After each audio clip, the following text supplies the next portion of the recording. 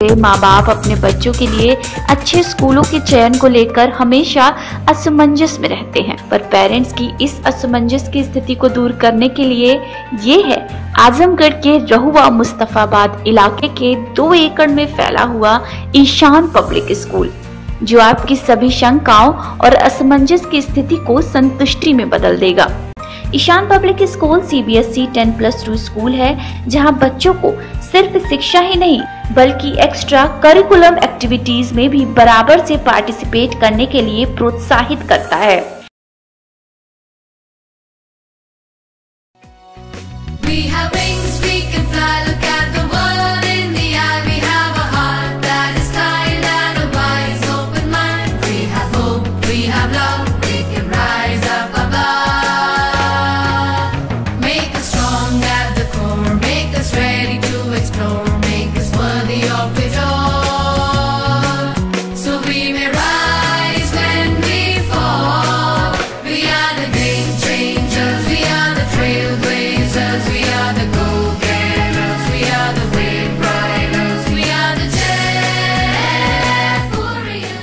Knowledge is power. We give power to your child. We are Paradise International School, Azamgarh. We provide 360-degree smart classes, digital library, indoor and outdoor games for physical and intellectual growth of students. Special training in the field of athletics. Admission open for playgroup to class 8th. Paradise international school, केंद्रीय विद्यालय road, Hirapatti, Azamgarh.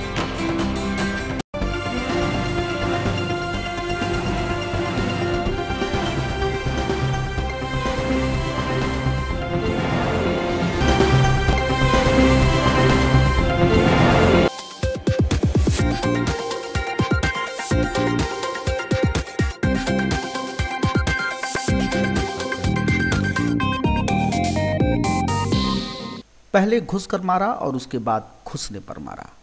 जी हां, पाक के खिलाफ आक्रामक हुए भारत के तेवर ने यह पूरी तरह से जाहिर कर दिया है कि हिंदुस्तान इस बार दुनिया का भूगोल बदलने की ठान चुका है। अंधे पाक को दर्पण दिखाना बहुत हुआ, बहरे को भजन सुनाना बहुत हुआ, अब उसे उसकी ही भाषा में समझाया जाएगा। पूरे मुद्दे पर बुधवार को अधिवक्ताओं की हमने राय ली।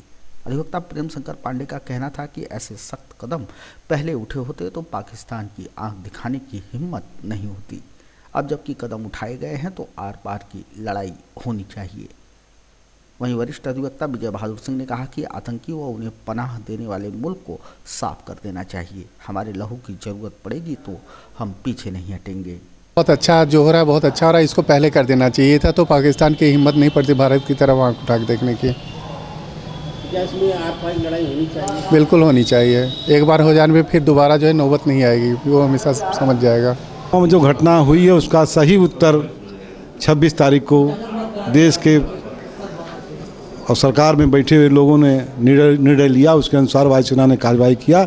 उसका वह अत्यावश्यक थी और जो हुआ सही हुआ है।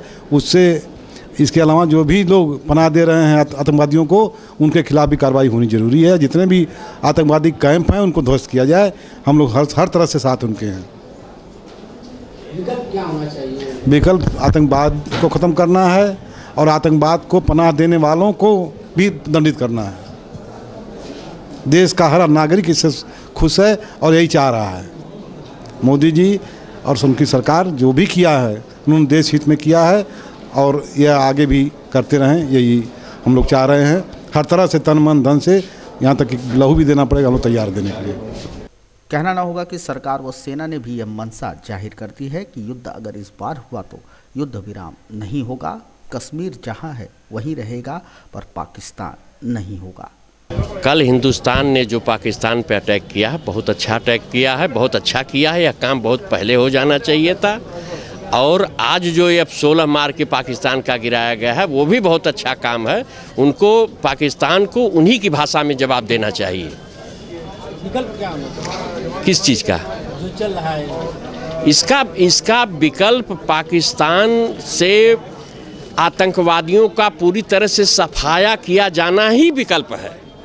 बिना आतंकवादियों के सफाया के यह रुकने वाला नहीं है। हिंदुस्तान पाकिस्तान का जो आपसी संबंध है वो इन्हीं आतंकवादियों की वजह से खराब है। इनका सफाया होना बहुत जरूरी है। कल जो भारतीय सेना ने पाकिस्तान में घुस के आतंकवादियों के शिविर को नष्ट किया है, यह बहुत जरूरी था और यह पूरे देश की यह मांग थी। एक एक बच्चा चिल्ला रहा था कि पाकिस्तान के ऊपर आतंकवादियों को शरण देने के लिए एक अटैक होना चाहिए और उन आतंकवादियों को समूल नष्ट करना चाहिए जिन्होंने पुलवामा में हमारे सैनिकों को धोखे से मार दिया।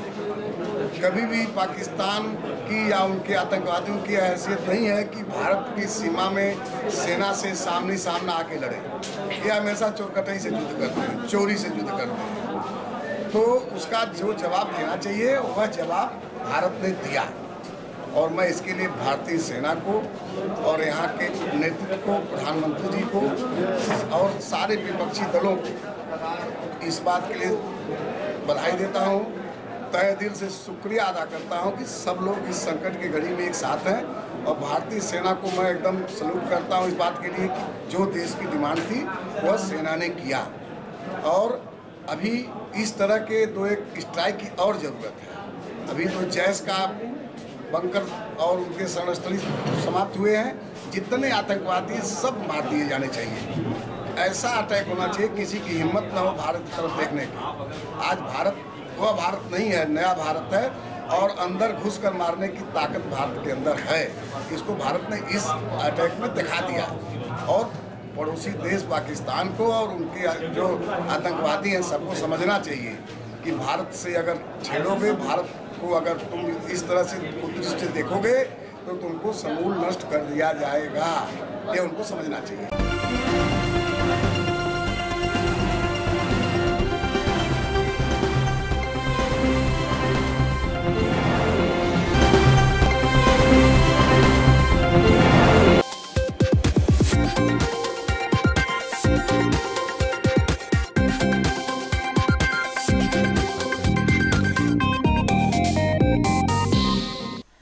आगामी लोकसभा चुनाव के दृष्टिगत अवैध शराब बनाने व बेचने वाले शराब माफियाओं की धरपकड़ व दबिश के दौरान मंगलवार रात रौनापार थाना पुलिस को कामयाबी हाथ लगी।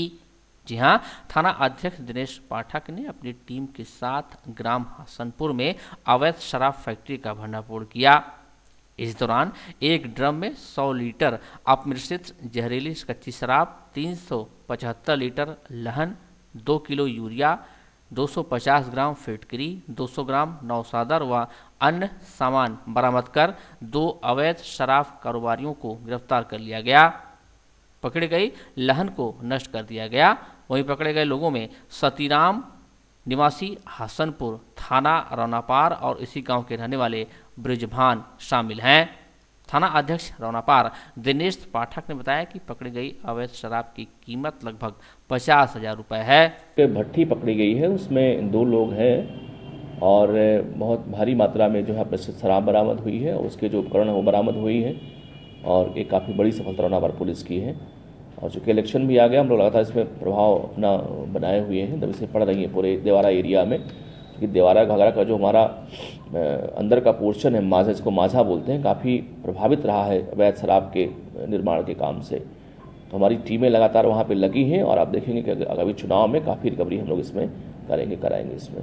तो पूर्व में इनके ऊपर कठोर कार्रवाई की गई थी, उसके बाद भी कुटीर उद्योग की तरह व्यवसाय नहीं, बेसिकली वो जो कार्रवाइयाँ हुई थी मिथाइल अल्कोहल पे हुई थी। ये चूँकि महुआ से या रस से या गुड़ से इसको बनाते हैं लोग, तो इस तरह से जो है इस पर भी हम लोग कार्रवाई प्रभावी कर रहे हैं इसमें।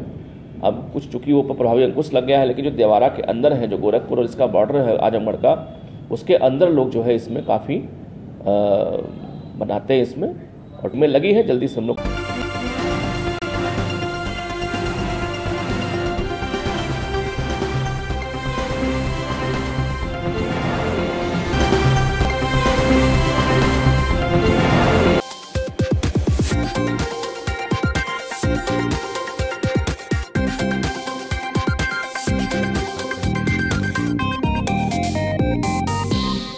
स्वच्छ भारत मिशन ग्रामीण योजना के अंतर्गत इस 1 दिवसीय कार्यशाला का आयोजन बुधवार को नेहरू हॉल के सभागार में किया गया। जिला स्वच्छता समिति के तत्वाधान में ठोस एवं तरल अपशिष्ट यानी कचरा प्रबंधन विषय पर कार्यशाला का आयोजन किया गया। कार्यशाला में ग्राम पंचायत स्तरीय कर्मी, प्रधान व सचिव को प्रशिक्षण प्रदान किया गया।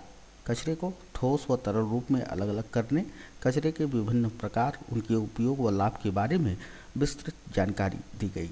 कार्यशाला के दौरान अपशिष्ट प्रबंधन हेतु पंचायतों के चिन्हीकरण व पंचवर्षीय कार्य योजना में सम्मिलितीकरण किए जाने के निर्देश प्रदान किए गए।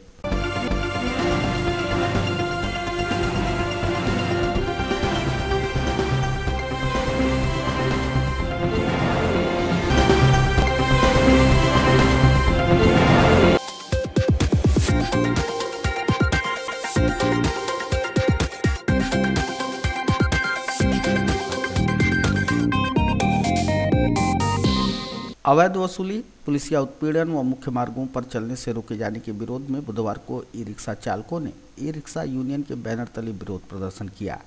जिलाधिकारी महोदय को ज्ञापन सौंप अपनी समस्याओं से उन्हें अवगत कराया, उसके समाधान की मांग की। ई-रिक्शा चालकों का कहना था कि सभी ई-रिक्शा चालक ई-रिक्शा लोन पर लिए हैं, अगर उन्हें मुख्य मार्गों पर चलने नहीं दिया जाएगा तो वे लोन कहाँ से भरेंगे। इसके अलावा उत्पीड़न व वसूली से भी वे काफ़ी त्रस्त हैं, जिससे निजात दिलाए जाने की प्रशासन से उन्होंने गुहार लगाई है। डेली जो है यहाँ पे जो है रोका जाता है और रोज़ नया नियम बताया जाता है चलने के लिए, रोज़ डेली नया जो है गाइडलाइन मिलता है और हम लोग को जो है जिस रोड से चलना है वो रोड मिल ही नहीं रहा है सर, उल्टा रोड दिया जाता है, रोज़ उसी से एक्सीडेंट होता है, रोज़ परेशान होते हैं, कमाई नहीं हो पाती है रिक्शा वालों की। लोन जमा करना है सर, कैसे जमा होगा इन लोगों का लोन, और रोज़ इनको नया गाइडलाइन दिया जाता है रोज़। और पुलिस वाले जो है जब 10 रुपये ले लेते हैं सर तो अंदर जाने देते हैं, और नहीं देते हैं तो फिर घुमा देते हैं कि इधर से वापस जाइए आप लोग। तो सर यही सब समस्या है, हम लोग अपनी समस्या को लेके जूझ रहे हैं सर, और रोज़ नया लड़ाई लड़ रहे हैं। जिलाधिकारी जी को, महोदय जी को जो है हम लोग ज्ञापन दिया गया आज और अपनी बात रखा गया, उन्होंने हम लोगों को आश्वासन दिया है अगर हम लोग को सर अगर आगे नहीं अगर कोई रास्ता नज़र आता है तो हम लोग फिर जो है लड़ते रहेंगे सर, और लड़ते रहेंगे।